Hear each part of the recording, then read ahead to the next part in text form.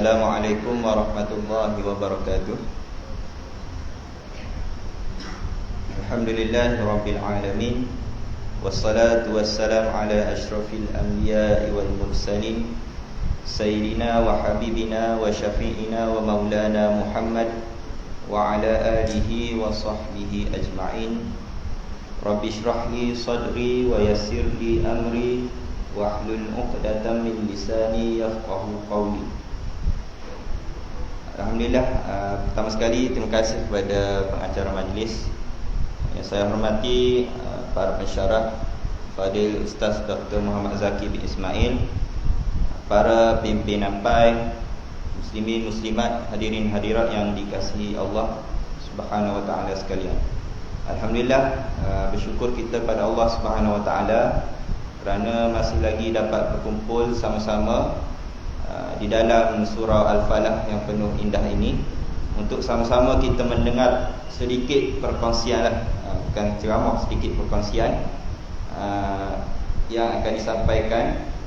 Jadi alhamdulillah, dan wajib juga kita bersyukur pada Allah Subhanahu wa taala pada saat ini, pada ketika ini kita masih lagi mendapat nikmat yang paling agung, iaitu nikmat iman dan juga nikmat Islam. Bila mana kita dapat iman dan Islam ni, insya-Allah kita akan selamatlah, bukan sahaja di dunia tetapi di alam akhirat yang kekal abadi nanti, bila kita ada iman dan juga Islam ni. Jadi bersyukur juga kita kepada Allah Subhanahu wa taala kerana kita terpilih berada di salah satu daripada taman-taman syurga, di mana taman-taman syurga ni bermaksud majlis ilmu lah di dunia ni. Bila kata majlis ilmu, akan dipayungi rahmat oleh Allah dan juga malaikat. Baik. Dan wajib juga kita bersyukur.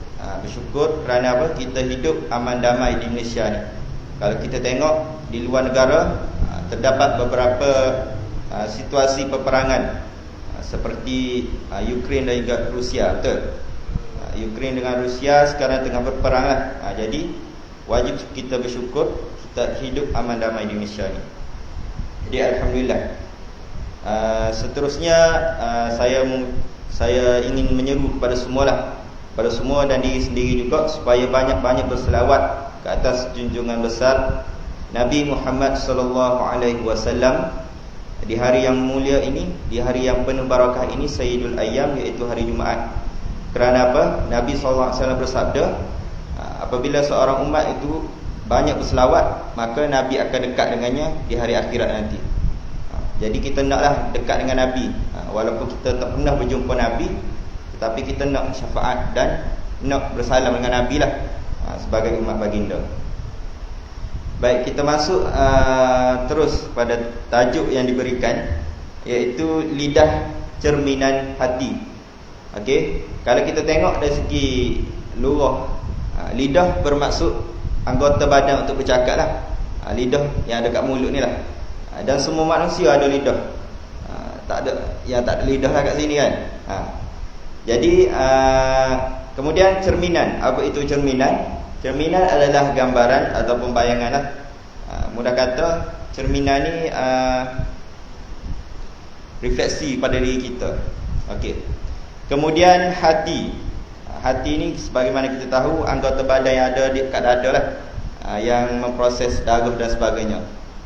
Geng-geng sains tahulah, betul tak? Jadi tu dari segi luar lah. Kemudian kita masuk kepada kenapa lidah ini cerminan bagi hati. Kenapa lidah ni dikatakan cerminan bagi hati kita? Sebab apa? Maksudnya, apa yang keluar dari mulut pertuturan kita adalah apa yang terbuku dalam hati kita dan perasaan kita pada waktu tersebut. Kalau kita tengok, bila kita bercakap, kita akan tahu. Okey, contoh, kita dapat tahu seseorang, hati seseorang, perasaan seseorang, bila kita dengar dia bercakap. Sebagai contoh, dia tengah bercakap dengan kita secara laju. Dia bercakap secara laju, secara tak ada nafas pun, tak bernafas sekali pun dia bercakap terus je. Itu bermaksud kita tahu dia sedang memikirkan sesuatu dan sedang sibuk lah, sedang sibuk. Bila kita bercakap dengan dia, dia ni bercakap dengan slow, bercakap dengan satu-satu perkataan tu jelas. Maksudnya kita tahu dia ni seorang yang tenang, seorang yang tenang dan seorang yang tidak mudah kalut lah, senang kata, seorang yang tidak mudah kalut. Jadi bila kita bercakap dengan sahabat ke apa semua ke, kita dapat tahulah dia ni jenis macam mana. Okey. Jadi ada orang kata kita bercakap ni tak semestinya mencerminkan hati kita, betul tak? Pernah dengar tak macam tu? Pernah kan? Ada orang kata kan, kita bercakap uduh apa semua, tapi hati kita baik sebenarnya. Jadi benda-benda tu bagi saya lah, kata apa, dia berlawanan ataupun bertentangan dengan apa yang ada. Sebab bila kita bercakap ni, percakapan ni akan datang daripada fikiran kita lah, fikiran juga hati kita masa tu. Jadi tak boleh kita kata kita bercakap uduh tapi hati kita baik. Okey, jadi kita masuk kepada sebab apa kita kena jaga lidah. Sebab apa kita kena jaga lidah? Dari Abu Hurairah radhiyallahu anhu, Rasulullah sallallahu alaihi wasallam bersabda, "Man kana yu'minu billahi wal yawmil akhir falyaqul khaira aw liyasmut." Atau kama qala Rasulullah, barang siapa yang beriman kepada Allah dan hari akhirat, maka hendaklah ia berkata baik ataupun diam.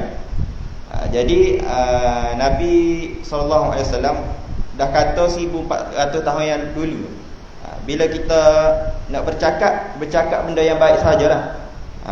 Kalau tak nak bercakap benda baik, kita lebih baik kita diam. Lebih baik kita diamlah daripada kita berkata-kata buruk. Sebab apa? Sebab anggota lidah ni merupakan anggota yang paling banyak dosa.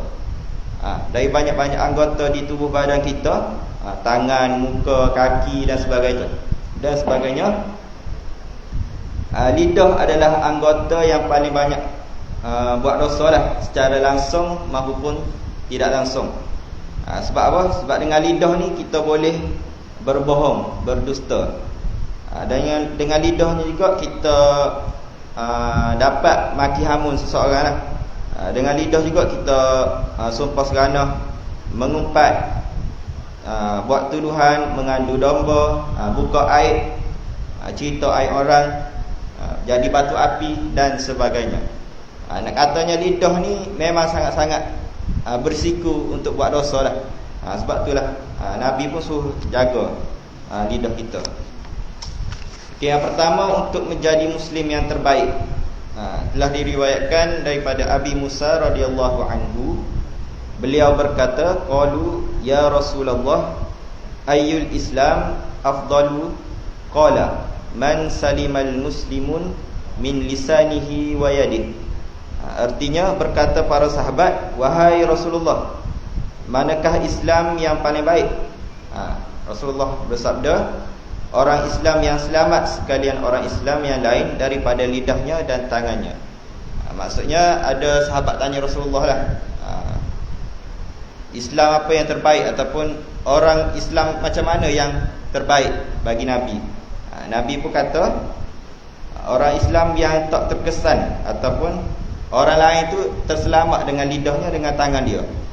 Maksudnya kawan-kawan dia sekeliling dia tidak terasa dengan dia lah, dari segi percakapan dan juga perbuatan. Okey. Seterusnya, supaya tidak terjebak dengan kata-kata yang kesat. Bila kita keluar kata-kata kesat ni, biasanya orang akan menjauhi kita lah. Orang akan menjauhi kita, dan kita akan terbiasa dengan kata-kata kesat ni. Sebab tu bahaya bila kita bercakap ni, memanglah sebagai manusia ada kita terlepas dah kata-kata kesat kan, terutama dengan sahabat-sahabat dan sebagainya. Tapi jangan biasakan benda tu. Bila kita biasakan benda tu, kita akan terbiasa sehingga akhir hayat kita lah. Contoh, waktu tua pun masih suka memaki hamun dan menyumpah seranah lah. Dan kita bimbang benda ni akan terbawa kepada keturunan kita lah, anak-anak kita sikit lagi tak? Bila kita menikah, kita ada anak dan sebagainya, anak kita menuruti apa sikap kita pada waktu muda. Yang itu kita bimbang lah. Dan kemudian banyak azab siksaan lah berkaitan dengan tidak menjaga lidah ni. Kalau kita tengok peristiwa Isra' Mi'raj, Nabi diperlihatkan azab siksaan orang yang tidak menjaga pertuturan. Anda tak ingat dah macam mana siksaan dia? Boleh baca sendirilah. Tak sempat nak cari. Jadi nak katanya tak jaga lidah ni ditunjuk oleh Allah Subhanahu Wa Taala kepada Nabi semasa Isra' Mi'raj. Sebab tu penting kita sekarang di bulan Rajab kan. Bulan Rajab sangat-sangat digalakkan kepada kita untuk baca peristiwa Isra' Mi'raj. Kalau boleh sehari satu peristiwa ataupun satu ilmu berkaitan dengan Isra' Mi'raj. Sekarang ni mudah lah, tak banyak, tak payah pun, tak payah pergi masjid apa semua, hanya sekadar online di FB ataupun YouTube. Dengarlah peristiwa Isra' Mi'raj. Sebab peristiwa Isra' Mi'raj ni dia bila kita dengar tu kita dapat bertambah iman kita. Sebab Isra' Mi'raj ni benda yang orang kata apa, mustahil pada adat lah sebenarnya. Mustahil pada adat. Tapi dari segi kita fikir akal, ada nas Quran dan sebagainya, benda tu adalah benda yang wajib kita imani. Sedap sebenarnya baca macam mana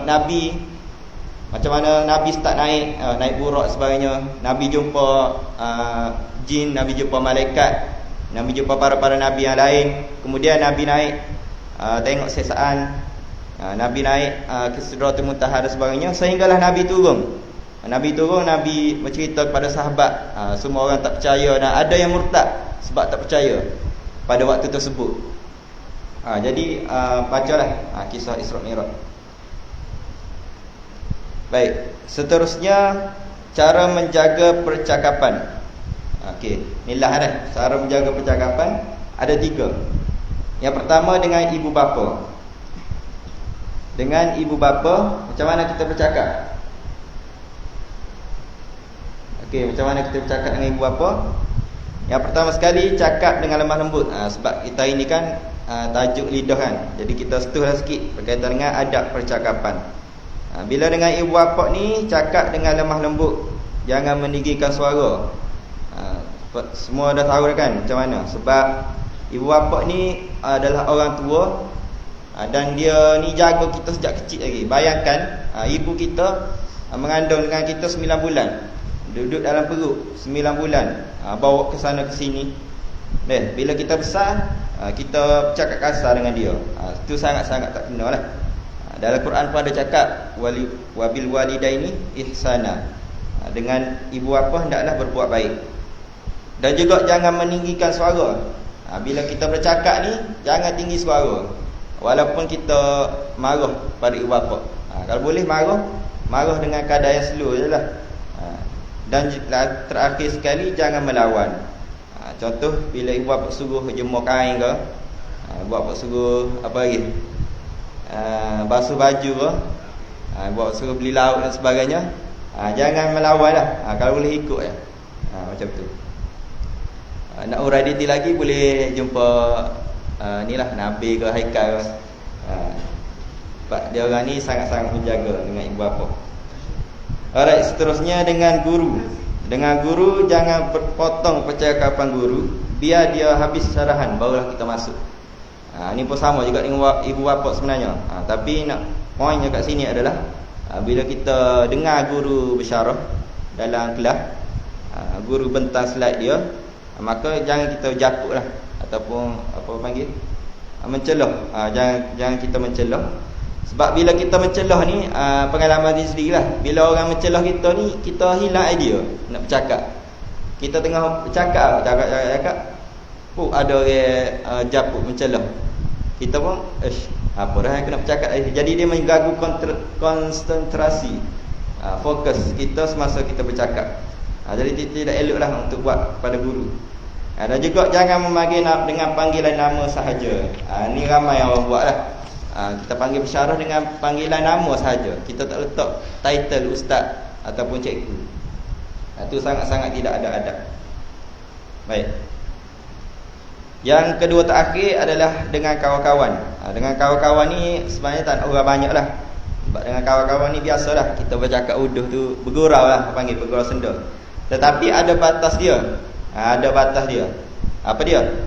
Kita kena jaga hati dengan perasaan lah. Jangan cakap melampau batas. Contohnya bergurau tu boleh. Sangat-sangat boleh bergurau. Sebab bila kita bergurau ni mudah lagi kita rapat dengan sahabat kita sebenarnya. Sebenarnya tak boleh juga kita tak bergurau. Dengan sahabat ni dia kena bergurau lah, baru rapat. Tetapi jangan melampau lah. Contohnya kita pergi situ berkaitan dengan fizikal dia, kita main fizikal dia sebagainya, itu sangat melampau lah. Kemudian jaga ikhtilat antara muslimin dan juga muslimat. Yang ni sahabat dengan lain-lain jantina. Contoh dalam kelas, jangan, kalau boleh jangan terlalu jangan terlalu duduk rapat dan sebagainya. Kemudian kalau kita tengok dekat kafe, kita sudah letak lah. Saya tengok di Espai sudah letak poster ikhtilat. Jadi harap semua cakna lah. Kalau boleh jangan duduk sekali. Walaupun kita nak buat assignment, kita buat assignment bawa laptop situ lah. Kalau boleh jangan duduk dekat lah. Sangat-sangat tak cantik nampak. Yang dah berkahwin tu tak apalah. Ada yang dah berkahwin, tu boleh lah duduk rapat, boleh pegang sebab dah halal. Yang tak berkahwin ni, bertunang pun tidak, tapi nak duduk rapat, tu sangat-sangat tidak comel. Okey, seterusnya dalam dunia online, ini pun penting juga, terutama dalam WhatsApp. Perbualan kita dalam WhatsApp kalau boleh kita nak tarik tu, ni tips lah untuk diri sendiri juga. Bila kita tarik tu, pastikan kita tarik dengan jelas. Kita faham kita tak boleh anggap semua orang faham apa yang kita tarik. Kadang-kadang kita tarik sangat-sangat ringkas, lebih daripada budak WeChat lah. Tarik ringkasan tu Allah. Kalau boleh tak payah tulis tak apa, nak tulis ringkas gitu. Kalau boleh tulis bagi penuh lah perkataan tu. Kalau tak penuh pun biar orang boleh baca. Sebab tu penting bila kita bergerak dalam, contoh dalam file JPP ke, tulis dengan jelas, baru orang faham arahan kita tu. Kemudian dengan pensyarah, dengan pensyarah pun penting juga. Kita nak tarik mesej WhatsApp pun semua, tulis dengan jelas. Kecuali dengan member lah. Dengan member tu boleh lah, tarik ringkas dan sebagainya. Okey, jadi seterusnya dengan ibu bapa. Ibu bapa pun macam tu juga. Ibu bapa kalau boleh jangan tarik seperti tarik dengan member lah. Kalau boleh dengan ibu bapa kita tarik dengan jelas lah juga. Boleh sikit emoji ke apa semua ke, baru kata apa, ibu bapa tu tak terasa dengan kita walaupun dalam WhatsApp. Baik, itu sajalah perkongsian pada hari ini. Jadi saya harap perkongsian ini bermanfaat untuk semua dan diri sendiri juga. InsyaAllah yang mana catat tu bolehlah sama-sama sebarkan, supaya bila kita sebar ni amal pahala kita pun boleh kita juga kan. InsyaAllah. Jadi wallahu ta'ala alam. Yang lemah itu datang daripada diri sendiri, yang baik itu datang daripada Allah Subhanahu wa taala. Aqulu qawli hadza astaghfirullahal azim li wa lakum. Assalamualaikum warahmatullahi wabarakatuh.